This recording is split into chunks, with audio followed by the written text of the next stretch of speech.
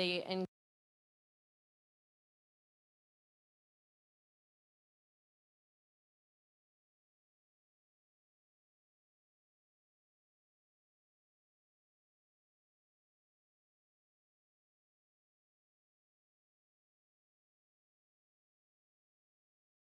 de la COVID-19, de la pandémie, sur les étudiants au Mexique. Je m'appelle Gabriela Meja Pérez et je vais présenter au nom de mes co-auteurs. La pandémie du COVID-19 a eu et continue à avoir un impact sur les jeunes partout dans le monde. Non seulement dans ce qui concerne les opportunités dans l'éducation et sur le marché du travail, mais aussi pour l'accès à la santé.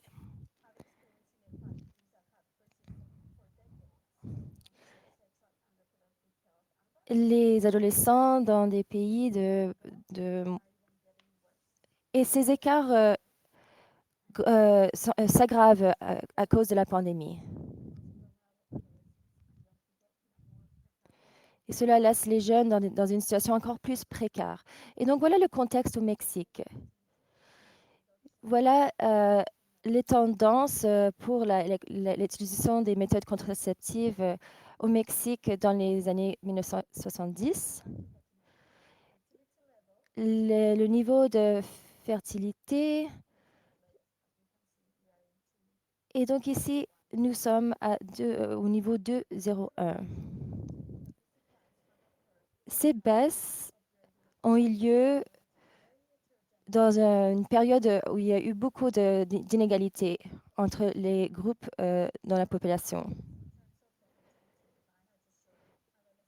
Donc, la fertilité des adolescents reste une inquiétude dans le pays. Le taux est resté stable au cours des dernières années. En 2000, on estimait que c'était à 77,1 par 1000 adolescents. Et cela a baissé à 74,3 et c'est seulement une baisse de 4% sur une période de 15 ans. Cette baisse est plus petite que nous avons observé auparavant.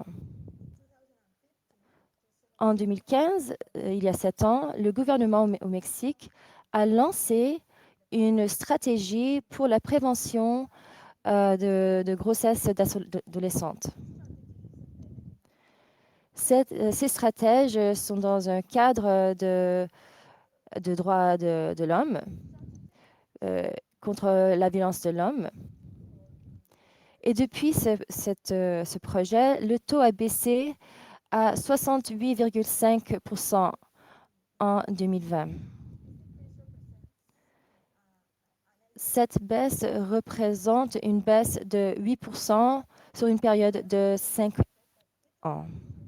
Toutefois, cet taux reste un taux très élevé quand on compare cela avec des pays de même statut socio-économique.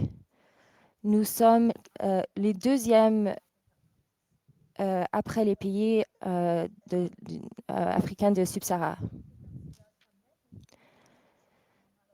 Nous constatons qu'un besoin de contraceptifs reste très important. Et donc ici, nous voyons les taux de jeunes qui n'utilisent pas de contraception et qui sont actifs sexuellement. Et donc, la fermeture des écoles a créé un obstacle à l'accès aux soins de santé. Aussi, les étudiants n'ont pas reçu les informations nécessaires liées à la santé reproductive. On estime que 24% d'étudiants, donc un étudiant sur 5, et que 8% d'étudiants au lycée n'ont pas eu accès à l'éducation à cause de la pandémie. Une nouvelle étude qui a été menée par Population Council Mexico, qui s'appelle Voces 19, a trouvé que 24% des adolescents ont déclaré qu'ils auraient moins d'années d'éducation à cause de la pandémie.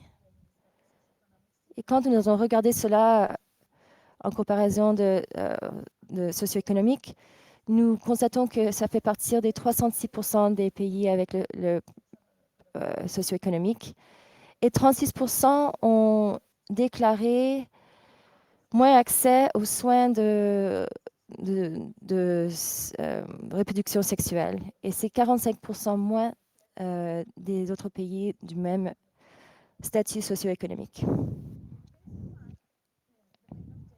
L'objectif de notre étude était d'estimer l'impact de la pandémie en utilisant des indicateurs de santé sexuelle et reproductive des adolescents âgés d'entre 15 et 19 ans. Donc, nous voulions prendre les indicateurs suivants.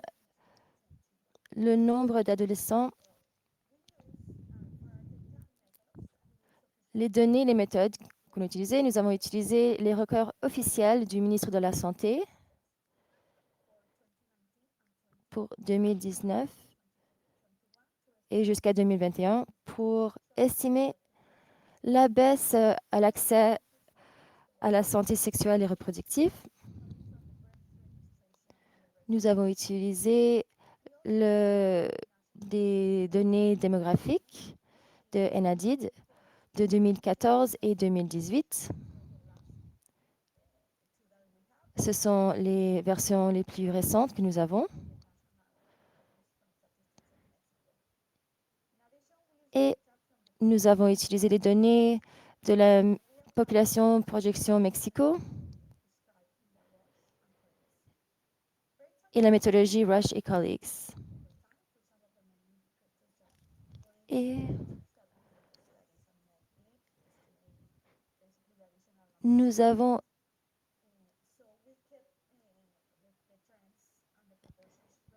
gardé les tendances et les projections constantes au cours du temps.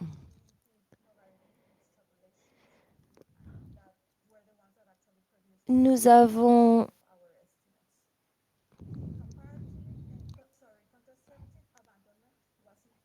aussi regardé l'abandon des contraceptifs. Regardons maintenant les résultats. Donc, la première ligne représente les consultations en 2015. C'est à peu près. Ensuite, nous avons constaté une baisse de consultations au cours de l'année 2020. C'est la ligne rouge que nous voyons. Et le bas de l'écran représente la différence entre 2020 et 2019. Et nous voyons les plus grandes baisses en accès de santé sexuelle et reproductive a commencé en avril. C'est là où les confinements ont commencé au Mexique.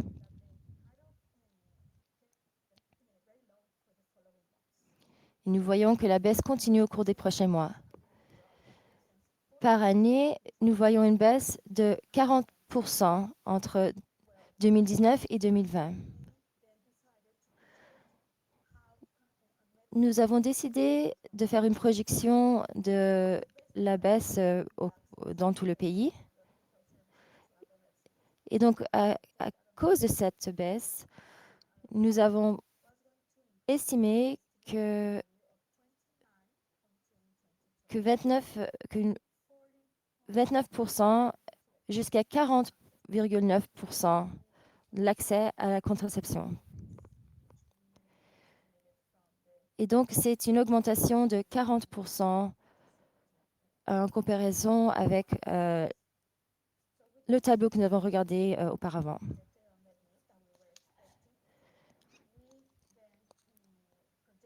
Nous avons ensuite estimé le nombre d'adolescents qui auront besoin de contraceptifs en 2020. Nous estimons que 141 000 adolescents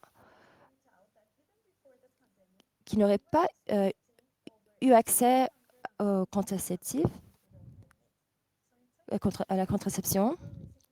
Donc en 2020, nous avons estimé qu'un demi-million d'étudiants n'auraient pas eu accès à la contraception. L'interprète s'excuse, la qualité du son n'est vraiment pas très bonne. En 2021,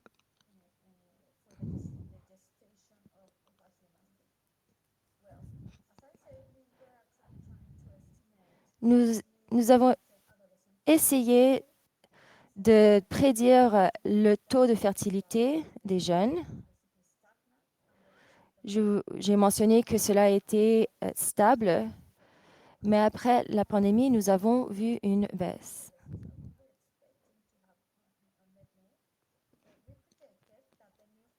Nous avons prédit que le taux de fertilité allait augmenter à 71,5 enfants par 1000 adolescents. Mais le taux était vraiment de 67,7. C'était une augmentation de 5%. Voilà les données très récentes. Selon ces records du ministre de la Santé, des certificats de santé de naissance, nous avons constaté une baisse de naissance.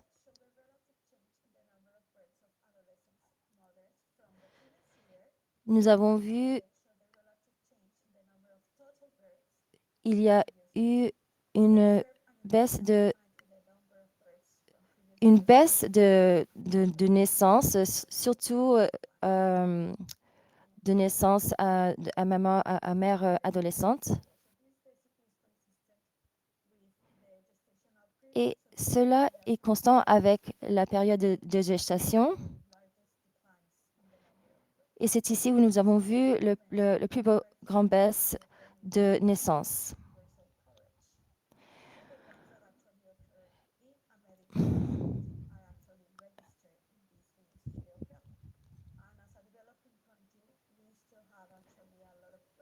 Dans notre pays, nous avons beaucoup de naissances qui ont lieu en dehors des hôpitaux, peut-être avec une sage-femme. Cela représente 5 à 7% des naissances. Les records du ministre de la Santé sont publiés l'année précédente.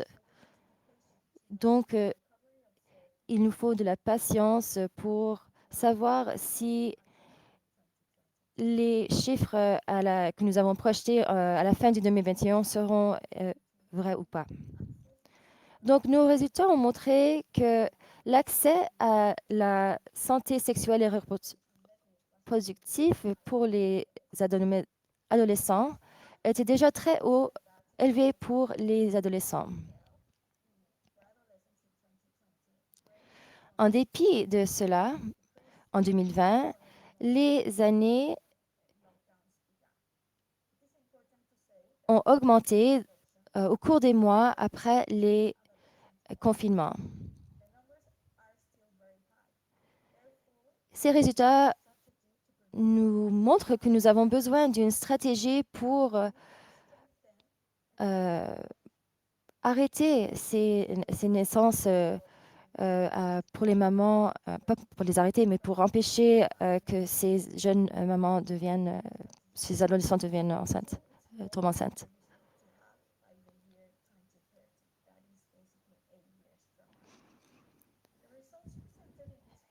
Les résultats présentés dans ce document nous montrent que nous devons mener plus d'études sur les barrières aux adolescentes pour l'accès à la santé reproductive en général et aussi pour le contexte de la santé dans une crise globale.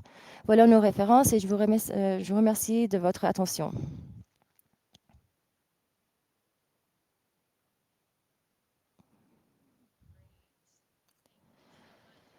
Merci beaucoup. Les intervenants ont finalement pu nous rejoindre en ligne. Donc, nous pouvons engager maintenant avec nos participants virtuels. Donc, si vous avez des questions, n'hésitez pas à les poser dans le chat. Ainsi, pour répondre à vos questions. Notre deuxième présentation, nous allons traverser l'Atlantique et nous allons... bonjour Phyllis, qui vient de Kenya. Et leçons tirées d'un projet d'action holistique pour les jeunes adolescentes visant à améliorer les résultats de santé reproductive et sexuelle des adolescents au Kenya. Bienvenue, Phyllis. Bon après-midi tout le monde. Je m'appelle Phyllis Oubera. Comme ils ont mentionné, je suis coordonnatrice du projet holistique au Kenya et aujourd'hui, nous allons partager ce que nous avons appris et la mise en œuvre de notre projet, surtout pendant la pandémie, la pandémie du COVID-19. Notre projet est mené dans 2 régions au Kenya et notre objectif est d'améliorer les résultats de l'accès à la santé sexuelle et reproductive pour les jeunes dans ces 2 régions. Donc ici sont les 2 régions. Une région, donc il y a une région qui est à côté d'une côte. Donc notre projet améliore la santé sexuelle et reproductive au Kenya. Les jeunes font face à beaucoup d'obstacles au Kenya. Avant de parler de pourquoi nous avons lancé ce projet, j'aimerais partager l'histoire de quelqu'un qui a été très touché par ce projet. Barak est un garçon de 18 ans. Quand nous avons commencé ce projet, ce jeune homme ne pouvait pas parler de la santé sexuelle. Il n'avait pas confiance en lui-même. Mais grâce à ce projet et à la formation qu'il a pu suivre, ce jeune homme est sorti de ce programme en étant un formateur avec beaucoup de confiance et il travaille, il fait le plaidoyer pour changer les politiques au Kenya. Il a été nommé comme porte-parole d'une des régions et il a même intégré une des meilleures écoles au Kenya. Et donc, maintenant, il peut avoir un impact sur d'autres jeunes avec des informations sur la santé sexuelle et reproductive. Il y avait un manque d'informations pour ces jeunes en cette matière.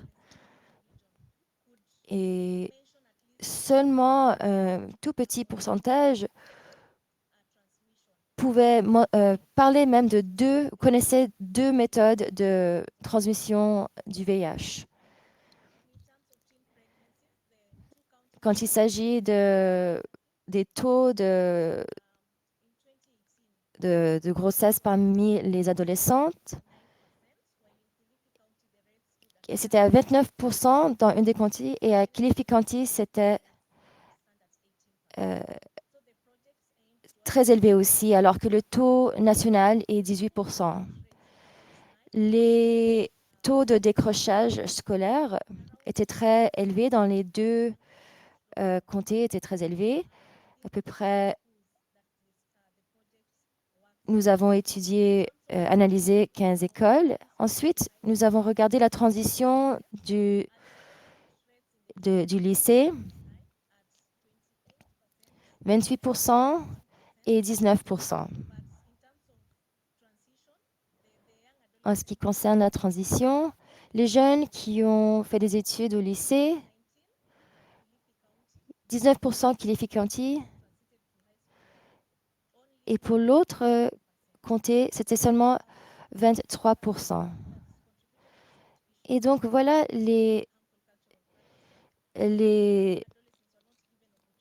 ce qui a contribué aux pratiques culturelles. Il y a des problèmes de mariage précoce, de mutilation féminine. Et tout cela a eu un effet sur les adolescents. Regardons maintenant les approches et les méthodologies. Une des méthodologies, c'est l'éducation parmi les pairs. Les éducations ont eu des formations, des clubs ont été établis. Ainsi, les jeunes pouvaient fournir des informations à leur père. Nous avons aussi des centres où les jeunes peuvent avoir accès à ces informations, les informations qui sont appropriées. Nous avons aussi créé des espaces sûrs. Nous travaillons étroitement avec les professeurs, avec les 14 écoles. Ainsi, nous pouvons faire face aux défis en matière de droits sexuels et reproductifs. Nous voulons que les communautés que les communautés soutiennent ces jeunes. Et donc, nous avons créé des comités d'action au sein de la communauté pour faire face à ces défis. Et les communautés interagissent avec les adolescents pour leur aider à trouver des solutions à leurs problèmes. Tous les ministères sont impliqués, les départements de genre, pour faire face aux défis auxquels les jeunes font face. Voilà les défis que nous avons constatés pendant la COVID-19. Nous avons vu une augmentation de mariages précoces pendant la pandémie. Et c'est à cause des fermetures des écoles. Les étudiants ont eu malheureusement accès à des stupéfiants. Et il y a eu un énorme nombre d'étudiants qui ont décroché de l'école aussi. 150 000 garçons n'ont pas repris les écoles une fois que les écoles ont été fermées. Pendant cette période, les centres des jeunes n'étaient pas ouverts. Et cela a contribué au problème de décrochage scolaire. Nous avons aussi les systèmes de santé, il y a eu beaucoup de pression sur les systèmes de santé. Les gens ont eu peur d'aller se faire consulter ou se faire soigner parce qu'ils avaient peur d'avoir contact avec des personnes malades pendant la période de la pandémie. Et donc, le nombre de personnes qui ont consulté a vu une baisse. Il y a eu une augmentation de violence basée sur le genre. Et donc, nous avons vu une augmentation de grossesse adolescente. Et donc, qu'est-ce que nous avons fait pour faire face à ces défis? Nous avons adopté des petits groupes d'apprentissage pour les pères, pour leur permettre de s'éduquer. Et donc, ils ont pu transmettre des informations au sein de ces petits groupes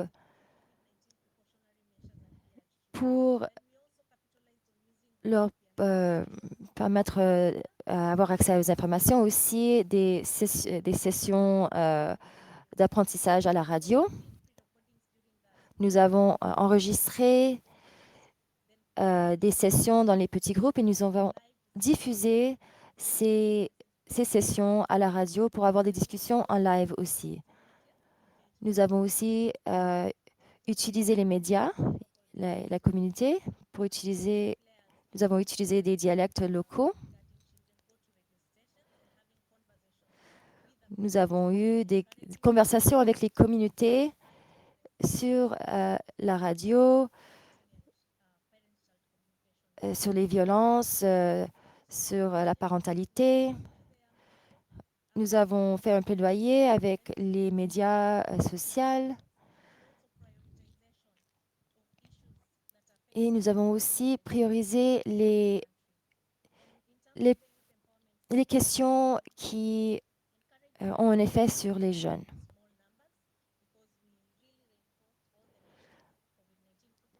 Nous avons renforcé les mesures de la COVID-19. Certaines personnes n'avaient pas accès au centre de santé et donc nous avons utilisé l'accès à nos centres pour les jeunes. Parfois, les parents n'avaient pas les moyens de payer pour leurs enfants. Et donc,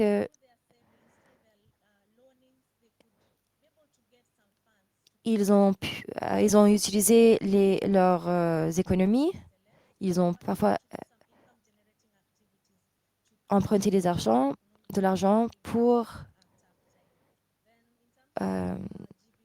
pendant cette période difficile. Et donc,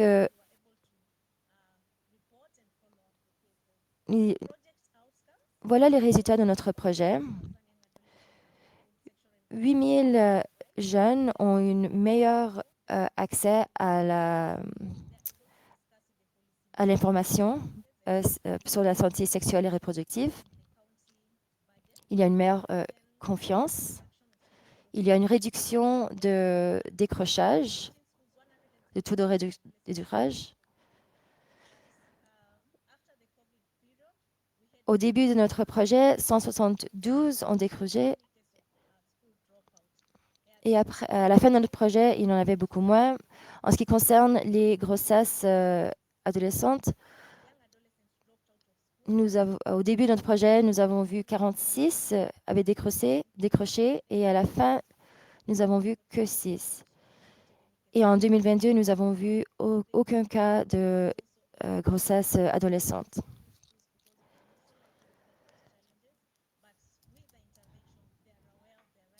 Maintenant, les femmes sont au courant de leurs droits et la performance scolaire a été améliorée.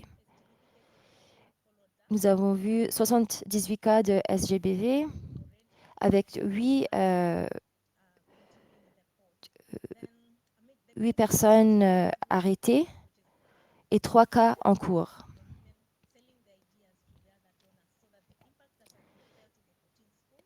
Il y a un impact dans les 14 écoles et nous espérons que cet impact sera ressenti dans les autres écoles aussi. Les jeunes, il y a une rétention des jeunes dans les écoles, moins de décrochage. Et donc, voilà les bonnes pratiques que vous pouvez tirer de notre projet. 4 bonnes pratiques. Les projets permettent à ces jeunes de partager des informations à travers leurs pairs, créer un environnement sûr.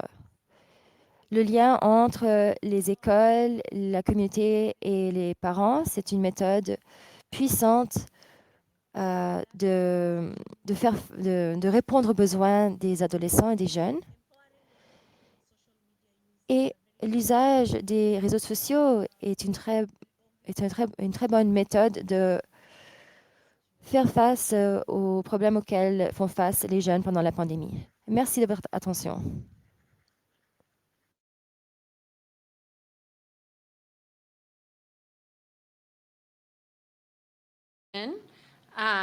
Présentation, nous allons inviter Constancia Mavoza. Et elle est chercheuse à l'Institut de recherche et de formation. Elle va nous parler de l'accès interrompu à l'utilisation, à l'accès de la famille, de la planification familiale au Zimbabwe durant la première année de la pandémie.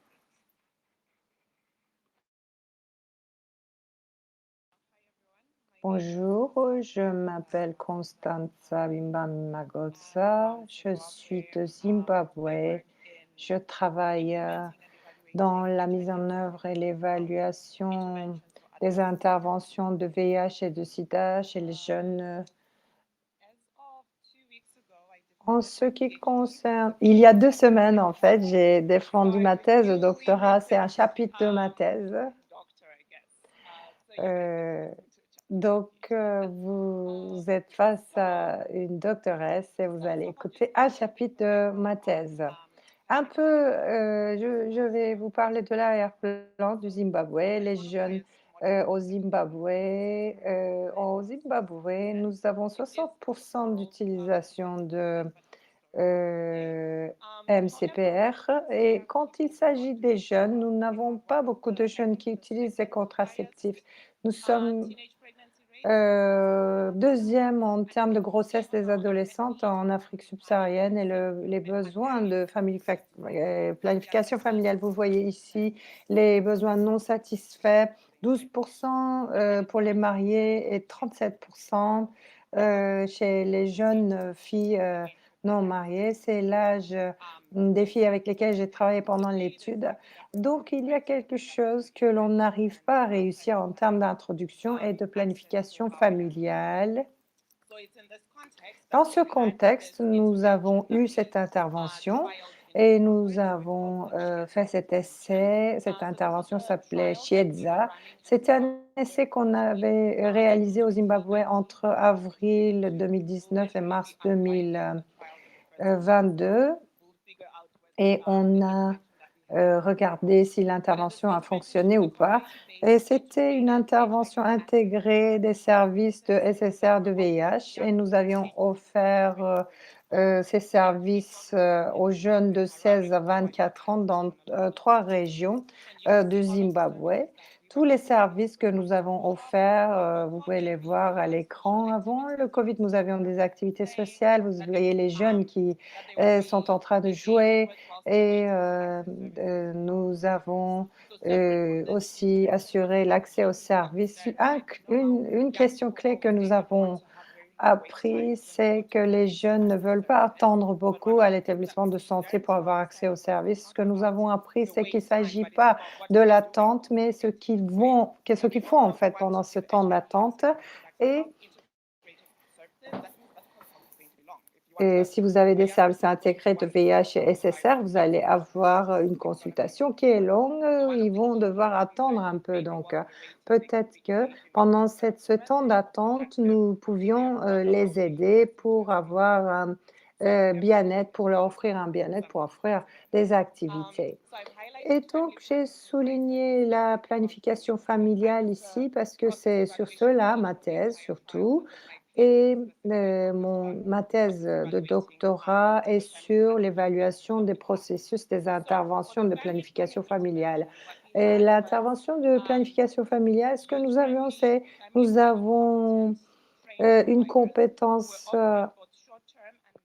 pardon, une compétence nous avons offert une compétence aux agents, de santé.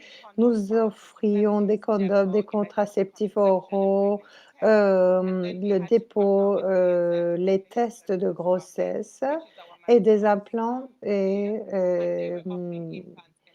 des stérilets qui étaient offerts avec, l'organisation partenaire PSZ et nous avions, heu nous avons rencontré les challenges de notre système et il faut garder à l'esprit quelques points. Au Zimbabwe, nous avons eu, une interruption, dans l'approvisionnement des méthodes de planification, au niveau national. Cela a duré pendant 1 an à peu près et pour faire face à ces interruptions, nous avons nous avons dû réduire, l'utilisation de méthodes. Nous avions 3 mois, de contraception. Si on n'a pas d'effet secondaire, on a encore, d'autres, la même méthode pour 3 autres mois et lorsque nous avons eu les confinements et le Covid-19, nous avons eu des problèmes de réapprovisionnement et dans cette présentation, je vais vous parler de l'avant-Covid et nous avons eu un confinement niveau 5 du mars 31 mars au mai 14 mai 2020 et tout a été arrêté à part les services essentiels et c'était 6 semaines en fait de confinement niveau 5. Après le 14 mai, nous sommes passés au niveau 2, un peu d'ouverture. Mais nos challenges, ont commencé bien sûr l'accès aux services, manque de services, gratuits et dans un système socio-économique qui est déjà assez difficile. C'est dans cette situation qu'on a fait nos études et l'objectif était de décrire l'impact de la pandémie sur les services de planification familiale dans le Chiesa, dans le cadre de cette intervention dont je vous ai parlé. Et l'objectif était d'examiner l'expérience de nos agents de santé qui offraient ces services ainsi que celui l'expérience des jeunes gens qui viennent chercher ces services et leur expérience en matière d'utilisation des méthodes de contraception. Nous avons fait des interviews en profondeur. Nous avons commencé, dès le début du confinement, par téléphone bien sûr parce qu'on ne pouvait pas se rencontrer en personne et nous avons aussi utilisé nos mobilisateurs de jeunes. Ce sont des jeunes que l'on emploie au sein de Chieza. Ce ne sont pas des clients seulement qui sont venus chercher des services au sein de Chieza, mais ce sont, des jeunes qui sensibilisent d'autres jeunes et eux, ils avaient une expérience, une compréhension, sur nos clients ainsi que, tout ce qu'il fallait faire pour, engager avec la communauté. Nous avons fait des observations aussi avec, en observations non participants et nous avons eu des observations de participants aussi et puis je me suis assise dans les salles, lorsqu'on a ouvert, après le confinement niveau 5, et j'ai juste regardé ce qui se passait aux établissements de santé et les résultats pré-Covid, avant le Covid, c'était, vraiment dur, c'est ce que les jeunes nous ont dit. Même avant le Covid-19, c'était assez difficile et c'est en lien avec, certaines présentations que nous avons eues, déjà. Il était difficile d'avoir accès aux services de santé reproductive et vous savez aussi que les jeunes, font face à d'autres défis lorsqu'ils veulent, avoir accès à ces services. Dans des cliniques et au Zimbabwe, c'était pareil. Il y avait ces, coupures, en approvisionnement, ces interruptions d'approvisionnement et les gens ne pouvaient pas, s'offrir, ces méthodes de contraception. Chiedza était vu, comme, un endroit où il y a, des méthodes de contraception fiables, acceptables et gratuites. Après, le Covid est venu et nous avons dû passer au confinement niveau 5. Nous avons réouvert par la suite. Les jeunes, après, le Chiesa était fermé bien sûr, beaucoup de jeunes ont arrêté les contraceptifs et nous avons eu Un jeune homme, 1 semaine avant le confinement, je lui ai demandé il venait très souvent pour prendre, ses condoms. Il avait 3 copines, alors il avait besoin de ses condoms et je lui ai dit: «Qu'est-ce que tu vas faire? On va fermer». Et il a dit: «Ah ben non, je vais, avoir des rapports sexuels non protégés». Et pour d'autres hommes aussi, ils ont dit qu'ils avaient arrêté d'utiliser, des condoms. Ils avaient peur d'aller aux cliniques à cause des attitudes qu'il y avait là-bas, mais aussi ainsi que la peur de la police, bien sûr, parce que nous devions rester chez nous, nous devions être confinés. Vous aviez des sanctions si vous, étiez en dehors de chez vous. Et les jeunes ont commencé à acheter les contraceptifs sur le marché noir et surtout, la pilule, on pouvait les, trouver. Parfois, ce sont des pilules expirées, personne ne vous donne d'informations, mais heu heu vous ne savez même pas si, ils sont toujours efficaces ou pas, ou d'autres, jeunes ont, emprunté à leurs, copains, copines, des méthodes de contraception. Nous avons aussi, heu vu des jeunes qui, heu ont attendu jusqu'à ce que les confinements arrivent à la fin. Ils avaient peur, d'être affectés de Covid-19 et tout cela a empêché l'accès des jeunes aux services de santé reproductive. Qu'est-ce que nous avons appris? Le, Covid-19 a montré, comme, la conférencière avant moi l'a dit, le Covid-19 a souligné les besoins, de services, en services, de qualité pour les jeunes et souvent, nous avons, eu des priorités, dans notre système de santé des services de santé reproductive. Même durant le confinement, nous avions eu des cliniques qui sont restées ouvertes et les cliniques de SSR ont fermé et il pouvait y avoir donc des menaces importantes comme, les grossesses, non désirées, les naissances non désirées et nous pensons, à la préparation face aux pandémies. Il y a beaucoup de financement, mais il y a aussi toujours,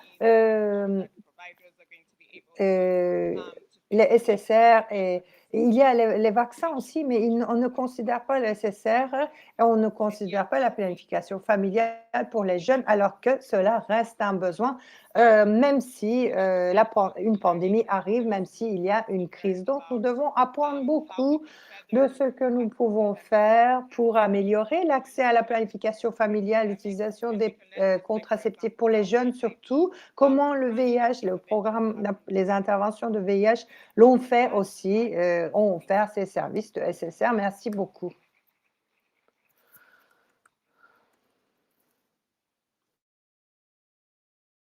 Merci beaucoup.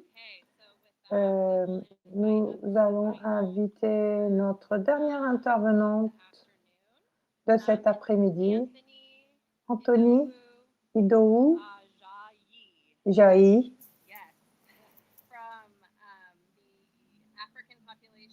de du Centre de recherche de population et de santé. C'est un scientifique et chercheur qui va nous parler, de la grossesse des adolescentes, accès aux services, de santé reproductive au Malawi et au Burkina Faso. Il a travaillé sur les jeunes, pendant la pandémie. Bon après-midi à tous.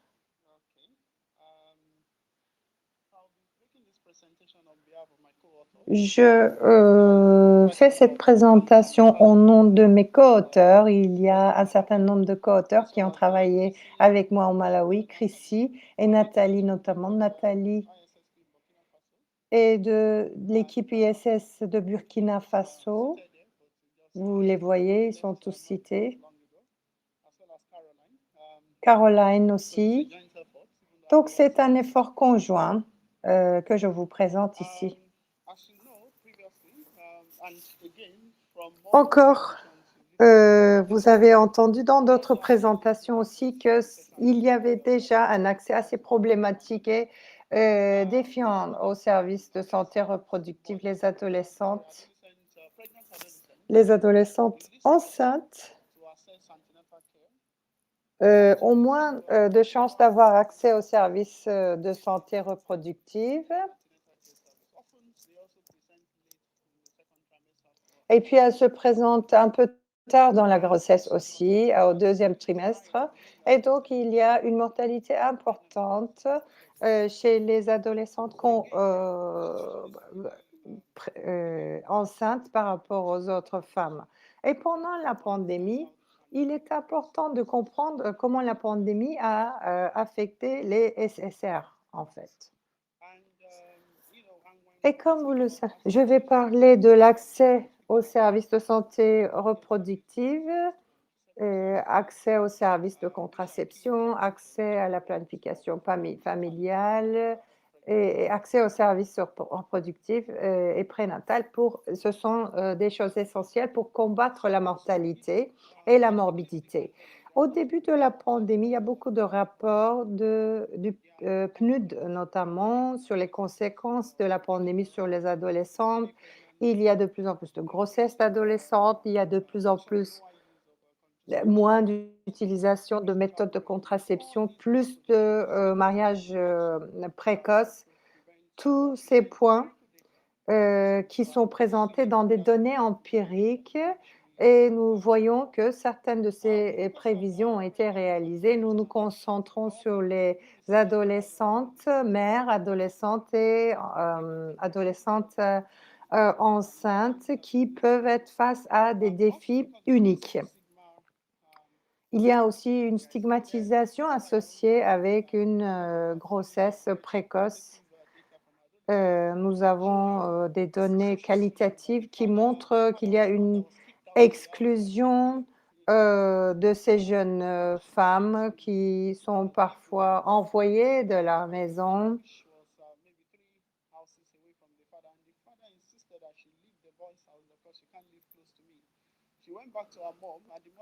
Et une jeune fille justement, son père n'a pas voulu qu'elle habite chez son copain qui était très proche de chez elle et elle a dû partir et elle a été virée et maintenant elle est partie vivre avec sa grand-mère et puis après elle a trouvé un travail, et elle peut ainsi avoir accès, aux soins gynécologiques pendant la grossesse. C'est une histoire assez typique sur ce qui se passe aux filles qui ne sont pas mariées et qui tombent enceintes dans cet environnement, dans ce contexte des pays africains. Alors, comme je l'ai, dit, nous avons essayé de comprendre comment la pandémie a, affecté l'accès aux services de santé reproductive au Malawi et au Burkina Faso. Notre étude a été menée entre mai et septembre 2021. Nous étions à la deuxième année de la pandémie et nous voulions comprendre l'expérience, des, adolescentes enceintes et mères et c'était fait pendant la pandémie. Nous devions conclure la pandémie aussi dans notre étude. Nous avons eu, beaucoup de données, recueillies de manière, randomisée et nous avons sélectionné différentes, régions, Blantyre et Ouagadougou.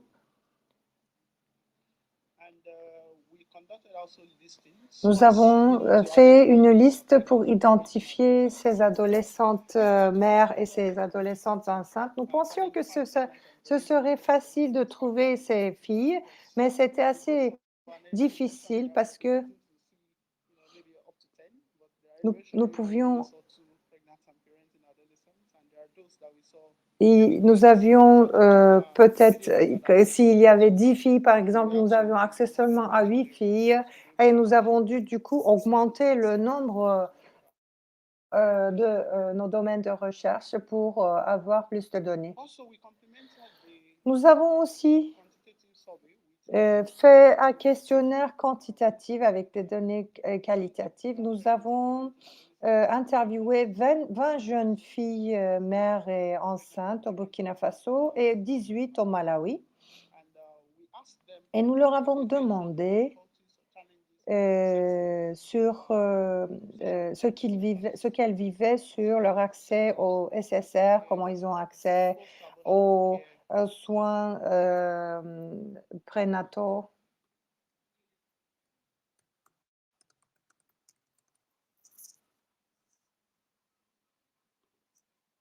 Nous n'entendons pas l'intervenante.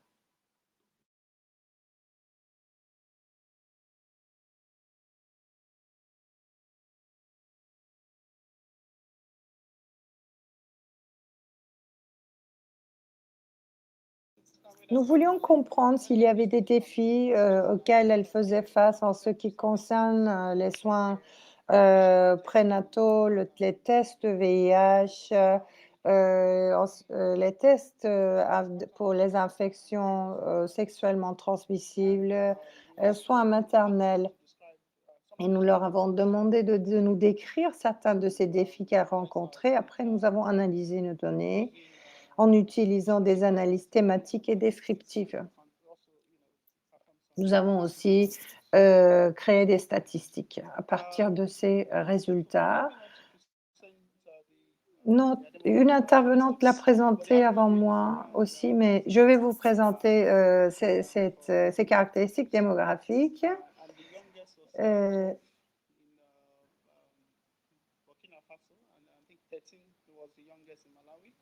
les plus jeunes étaient au Burkina Faso parmi ces filles.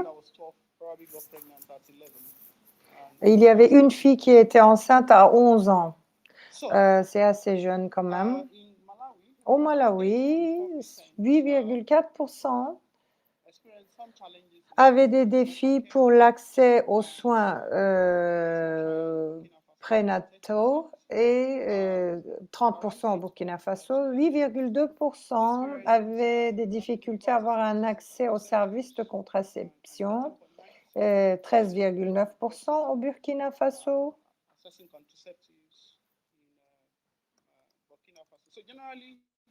Et généralement, plus d'adolescents avaient des difficultés d'accès au Burkina Faso par rapport au Malawi.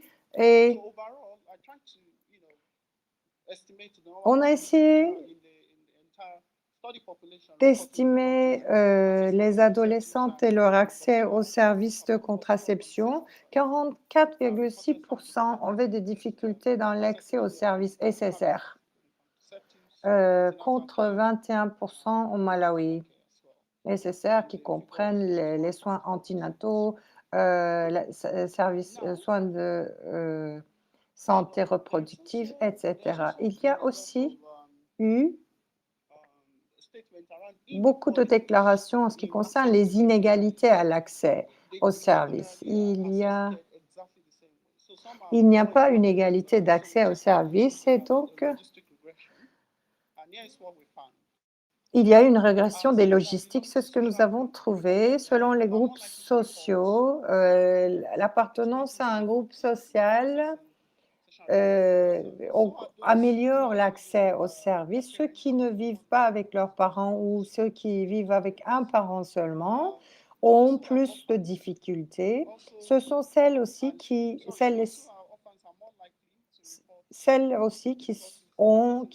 signalent des difficultés à l'accès aux services comparé à ceux qui vivent avec 2 parents. Et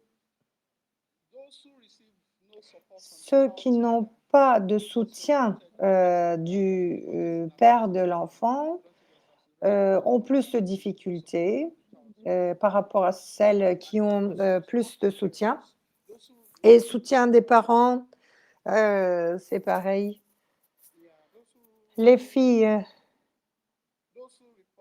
Les filles qui signalent avoir un soutien de leurs parents ont moins de difficultés à avoir accès à ces soins. Heu, Au Malawi, heu, c'est à peu près pareil qu'au Burkina Faso. Ceux qui vivent avec leurs parents ont plus de facilité à avoir accès aux services. Ceux qui vivent avec un parent ou qui ne vivent pas avec leurs parents, ont moins d'accès. Donc il y a une inégalité en ce qui concerne l'accès aux services. Les résultats qualitatifs, nous avons vu que les établissements de santé ont continué à offrir les services de, santé reproductive, heu, en introduisant les mesures préventives du Covid-19 et l'accès, restreint aux établissements de santé. L'une des filles a dit qu'elles étaient pas autorisées à entrer dans l'hôpital parce qu'elles n'avaient pas de masque. Il y avait un nombre limité de femmes qu'ils acceptaient, aux soins prénatal, c'était 20 par, semaine. Et puis les agents de santé n'aidaient pas les filles comme il fallait, et n'assistaient pas les patients et ne traitaient pas parfois les patients parce qu'ils avaient eux-mêmes peur, d'être infectés du Covid-19. Et le docteur, m'a frappée et parce que, j'avais, laissé mon enfant être malade. En conclusion, le Covid-19 a créé des difficultés, complémentaires qui limitent l'accès, des jeunes, mères et des, jeunes, enceintes, les jeunes filles enceintes aux services de santé. Il est important de savoir que ce ne sont pas des défis, qui sont spécifiques aux, filles elles-mêmes. Après, cela crée une mortalité plus élevée pour les bébés à naître ou qui sont nés et les résultats ont souligné un besoin d'intervention pour faire face aux défis de santé durant la pandémie. Étant donné ces inquiétudes pour l'accès aux services de santé, les résultats suggèrent que l'offre de services, communautaires pourrait, être intéressante. Et puis la protection sociale au Malawi devrait cibler les adolescentes surtout, pour les soutenir durant la pandémie. Et en plus, nos résultats ont suggéré que les agents de santé, bien qu'ils aient adapté et géré, pour ouvrir, les services, de santé pour continuer à offrir, ont créé, une inégalité d'accès aux services. Merci beaucoup.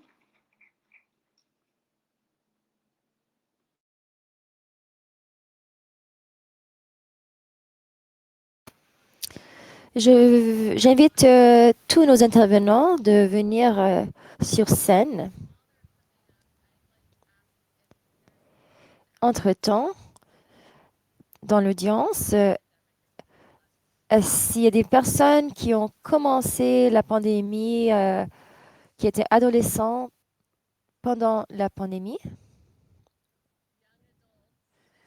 ou des jeunes adultes, donc je pense que la priorité ira à vous pour poser vos questions. Nous allons avoir le temps de répondre à 3 questions et ensuite nous irons à nos intervenants.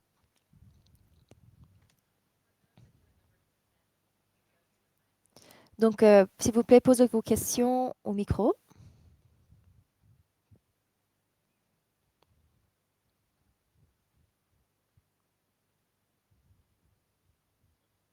Bon après-midi.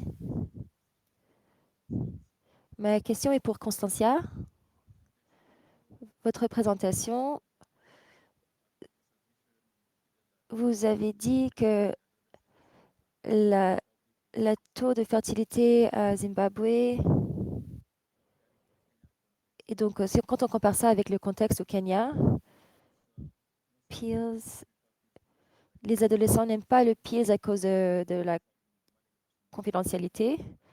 Et donc, comment faites-vous face à ce problème de confidentialité? Bonjour, j'ai une question pour la recherche effectuée au Kenya. Vous avez parlé d'endroits sûrs dans votre recherche. Les endroits sûrs sont-ils très sûrs? Quelles sont leurs qualités? Qu'est-ce qui rend ces endroits sûrs? Parfois, on appelle les endroits sûrs, mais ce n'est pas vraiment sûr. Et donc, maintenant, les recherches au Zimbabwe, que faites-vous pour vous assurer qu'il y a assez de financement pour les centres de planification familiale? En Ouganda, les travailleurs de sexe n'ont arrêté d'utiliser les préservatifs. Ils essayaient de laver les préservatifs et de les réutiliser pour faire face à la pénurie de préservatifs. Et c'était un énorme problème. Donc, j'aimerais toucher sur ce point. Et quand il s'agit de toutes les méthodes de recherche, quelles sont, par exemple, en Ouganda, il y a cette idée que les jeunes femmes devraient être mariées dans les cuisines, à s'occuper de leurs hommes. Et donc, quand les écoles ont été fermées, toutes ces jeunes femmes ont été mariées. Avez-vous étudié ces problèmes, ces problématiques, et que faites-vous pour pallier à tout cela?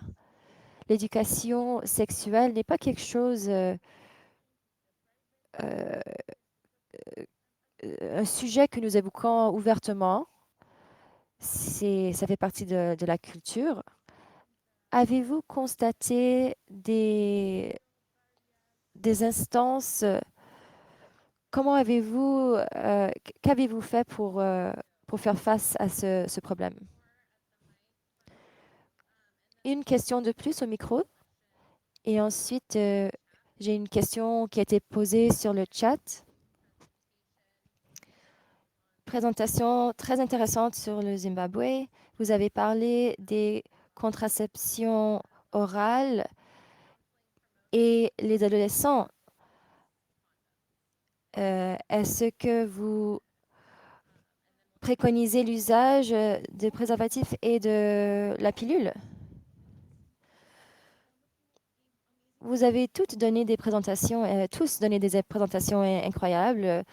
Félicitations pour votre doctorat et pour les présentations. Seulement un de vous a parlé de soins post-interruption de grossesse. Je travaille avec une société qui travaille avec des jeunes partout en Asie et nous nous sommes rendus compte que dans notre partie du monde, à cause de raisons culturelles, les jeunes n'ont pas une voix au sein de la famille.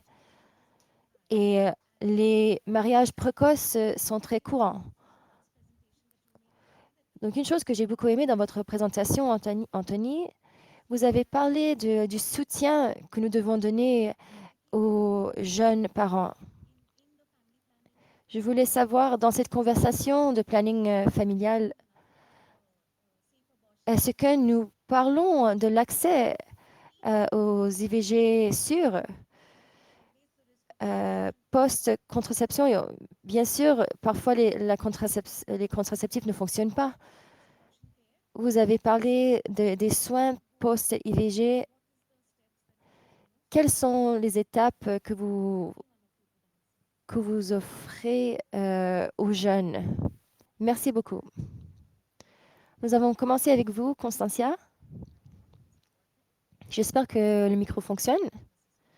Je pense que ça fonctionne. Donc, je vais d'abord répondre aux préférences des jeunes pour les méthodes contraceptives. Quand je dis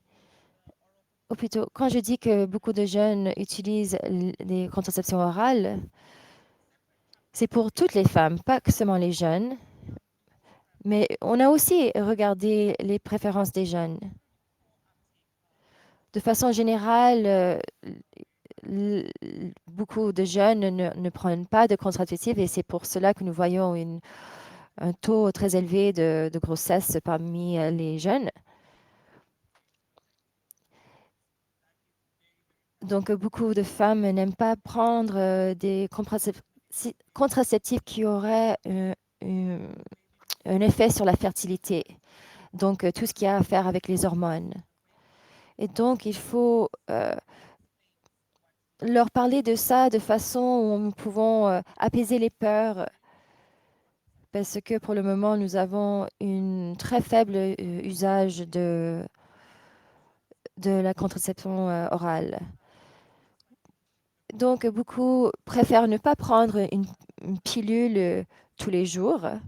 Donc, ça pourrait faire partie d'une étude, l'objet d'une étude. Je pense que ça faisait partie de l'ONU-FDA. Quelque chose a eu lieu qui a créé une pénurie qui a duré à peu près 1 an. Donc maintenant, en ce qui concerne les préservatifs, nous avons le stock nécessaire.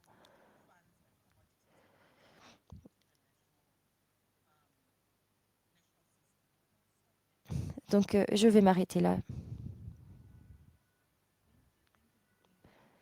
Merci pour ces questions.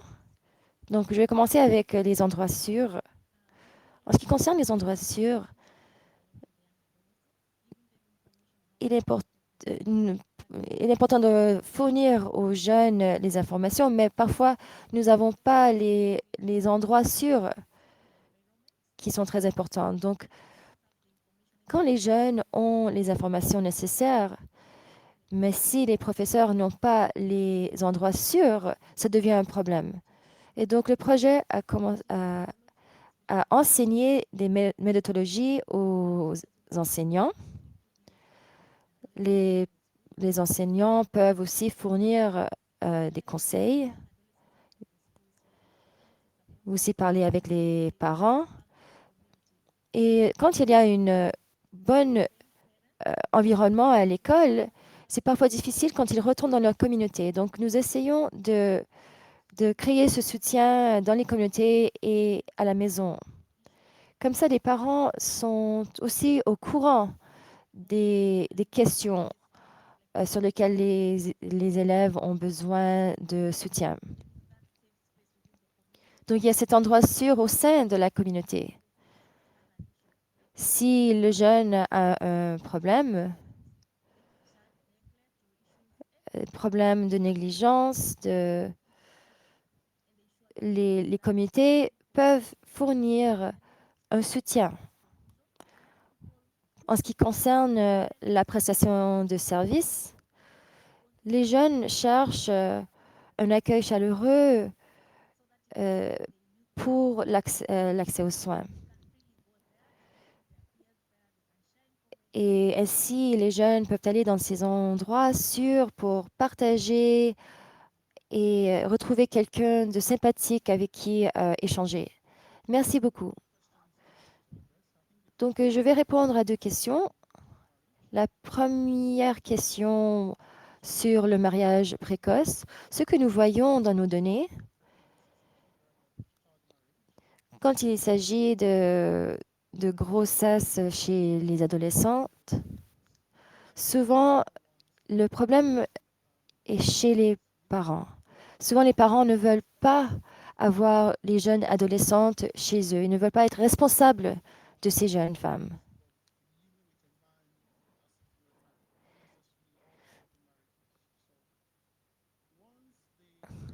Une fois que la jeune fille tombe enceinte, les parents les virent de la maison. Et ensuite, et que la jeune femme commence à vivre avec le jeune homme, nous considérons cela un mariage précoce. Donc, si nous essayons d'arrêter ce mariage précoce, ce ne sera pas le problème, en fait, et les problèmes, et les parents.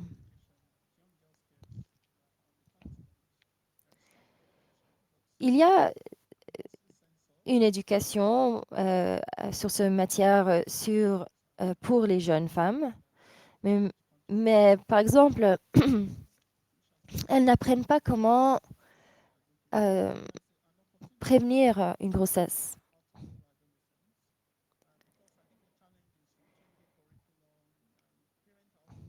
Les parents aussi ne sont pas à l'aise avec l'idée que les jeunes femmes aient accès à ce genre d'informations. Dans notre projet, nous avons une étude d'intervention. Nous voulons fournir des informations aux jeunes et aux parents pour améliorer leur connaissance des méthodes de contraception et pour voir si cela a un effet positif sur un résultat positif sur ces jeunes femmes. Donc, en ce qui concerne l'accès à l'IVG, les défis auxquels nous avons fait face au cours des dernières années, les résultats ont été négatifs. La perception des IVG n'est pas positive. Les services ont amélioré, c'est sûr, etc. Mais beaucoup de gens ne savent pas que c'est une procédure sûre. Beaucoup pensent qu'ils vont mourir s'ils font une IVG, s'ils ont une IVG. Donc il faut d'abord faire une éducation sur la sécurité de l'IVG. Comme ça, quand une jeune femme tombe enceinte, elle peut même considérer cette option. Parce que souvent maintenant, elles ont trop peur de même considérer cette option. Merci. Je vois 2 mains levées. Donc nous allons prendre ces 3 dernières questions, si vous voulez les poser maintenant au micro. Maintenant, une question pour l'audience. Combien parmi vous ont vu, on avait une attente, quelque chose que vous avez vu, un impact de la pandémie? Vous avez eu des résultats mixtes? Est-ce qu'il y a quelque chose qui a été dit aujourd'hui vous a surpris? Personne. Je devrais poser la question maintenant à nos intervenants. Les données sont très intéressantes. Bonjour, je suis de Madagascar. Dans votre présentation, j'ai vu des interventions technologiques pendant la pandémie. Ma question porte sur le monitoring et l'évaluation. Souvent, c'est très difficile d'évaluer l'impact des réseaux sociaux. Les likes et les commentaires ne sont pas assez pour ceux qui financent. Donc, 1000 personnes qui aiment un post Facebook. Comment savez-vous s'il y a vraiment un changement de comportement ou si ils font appel à ces centres? Pouvez-vous, s'il vous plaît, parler de votre expérience? Bonjour, je viens du Kenya. Merci Constancia, Phyllis et Anthony pour vos présentations. Constancia, je vais commencer avec vous. Vous avez parlé de la santé reproductive des adolescents. Vous avez dit que vous devriez leur donner quelque chose d'intéressant à faire pendant qu'ils attendent. Il y a beaucoup de stigmas liés à cela dans mon pays. Phyllis, vous avez donné une présentation excellente aussi. Félicitations pour votre travail. Comment faire face aux défis mentaux liés à la santé reproductive? Et Anthony, bravo à Malawi et au Burkina Faso. Vous avez parlé de la santé, les travailleurs de santé. Comment pensez-vous que nous pouvons faire en sorte que ces travailleurs se sentent soutenus? Il y a beaucoup de barrières pour l'accessibilité pour les personnes plus âgées. Félicitations et bravo pour votre travail. Merci beaucoup. Je viens du Kenya. Ma question est pour Phyllis. Vous avez parlé d'une augmentation de mariage précoce de 50. Vous travaillez dans 2 régions. Avez-vous constaté cela dans les 2 régions ou seulement dans une des 2 régions? Vous avez parlé d'accès limité aux services de planning familial. Avez-vous constaté cela, la baisse et de quel pourcentage? Vous avez aussi parlé de 92% de GBV. Pouvez-vous, s'il vous plaît, parler de quelle sorte de BGV vous avez vu chez les adolescentes? Et finalement, vous avez parlé de 150 jeunes hommes qui ont décroché pendant la pandémie. Nous parlions de l'impact de la pandémie sur le planning familial. Pouvez-vous donner des raisons pour lesquelles ces jeunes hommes ont décroché? Merci beaucoup. Nous allons maintenant commencer avec Constantia. Et si vous pouvez, s'il vous plaît, donner des réponses brèves, s'il vous plaît. Donc, je vais me concentrer sur donner quelque chose d'intéressant à donner aux jeunes pendant qu'ils attendent et le stigma qui est présent. Donc, ce que nous avons fait à Chiedza, je ne sais pas si vous avez vu la liste de services VIH. Une des choses que nous avons fait pour protéger, les jeunes disaient bon, à leurs parents, je vais aller chercher des serviettes hygiéniques aux parents. Comme ça, personne ne savait pas que vous pouviez cacher le fait que peut-être vous cherchez autre chose que des serviettes hygiéniques. Donc, il y avait des activités sociales. Ils pouvaient jouer au foot, par exemple. Donc, la première personne avec qui ils avaient contact, c'était un jeune. Donc, on montrait comment mettre un préservatif, comment utiliser une serviette hygiénique réutilisable.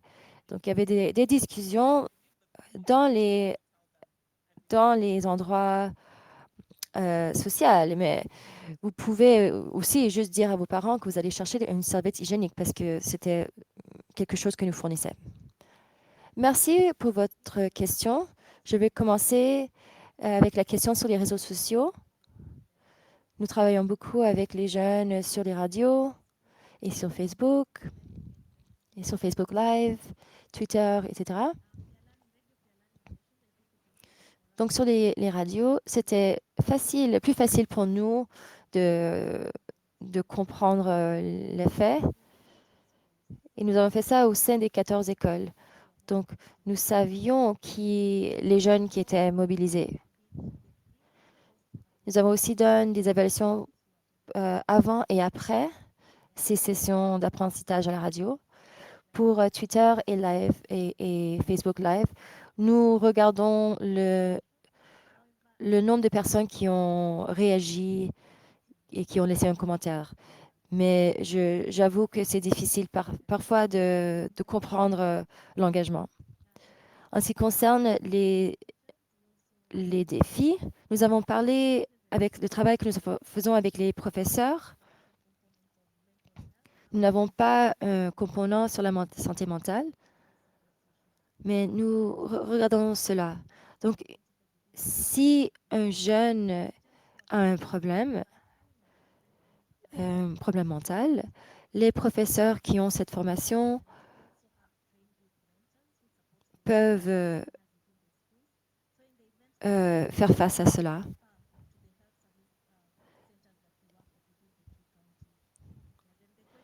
Et maintenant, la question sur le nombre de décrochages scolaires. Je pense que c'était au, au plus fort de la pandémie. Nous avons eu cette information grâce aux publications. Sur le site web, vous allez pouvoir euh, cliquer sur les liens. Donc, ces jeunes hommes ont décroché à cause de négligence. Et c'est pour tout le pays. Cela s'applique à tous les pays. Et pour les jeunes filles, c'était souvent à cause de grossesse, de mariage précoce. Donc, c'était un des défis. Et aussi, parfois, les jeunes hommes ont décidé d'aller travailler et ils ont perdu intérêt de poursuivre leurs études parce qu'ils gagnaient de l'argent. Maintenant, hmm, un exemple était la question sur les jeunes qui pouvaient mentionner 2 modes de prévention de VIH. Donc, des 2 régions, un très, très, un petit pourcentage a pu répondre à notre question.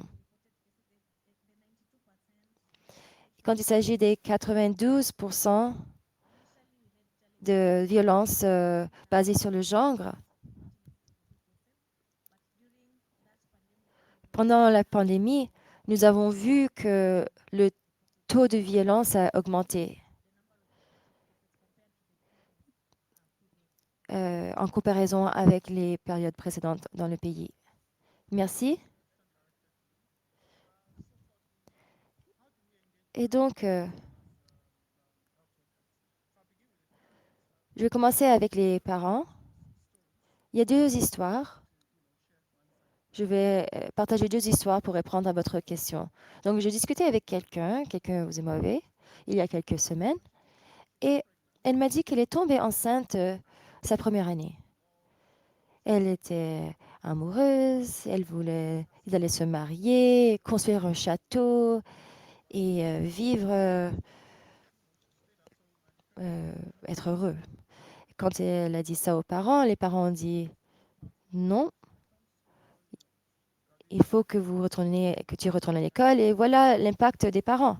Elle a retourné, elle a fait ses études et maintenant elle a un bon travail.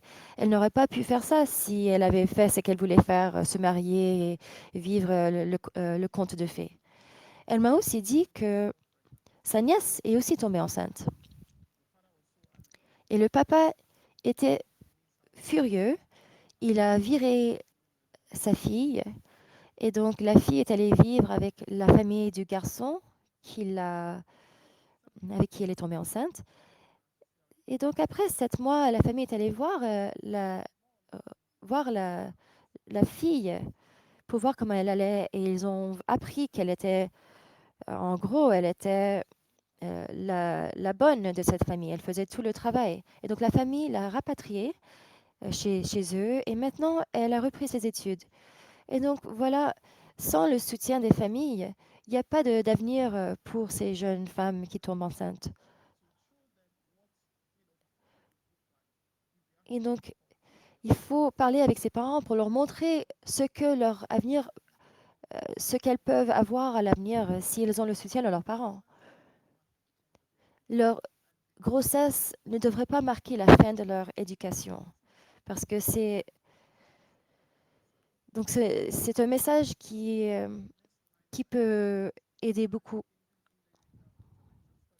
Dans notre travail d'intervention, chaque fois que nous faisons une présentation de cette intervention, vous pouvez faire ce que vous voulez faire, mais sans le soutien des parents, vous vous aurez pas les résultats attendus ou espérés. Et donc, nous aurons des données bientôt, des données sur l'engagement des parents. Et pour les travailleurs de santé, nous n'avions pas inclus assez de questions pour pour avoir l'expérience des travailleurs de santé. Mais maintenant, nous avons un nouveau projet et nous allons poser davantage de questions pour les travailleurs en soins de santé. Et nous saurons à la fin de ce projet les questions et les défis. Et nous avons parlé avec le gouvernement national, comment ces données pourraient soutenir les programmes pour les travailleurs. Merci beaucoup. Comme Phyllis a mentionné, tous ces résultats seront publiés sur le site web. Je vous encourage à continuer à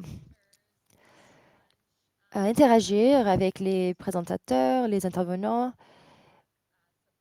et continuer à soutenir ce travail important. Merci.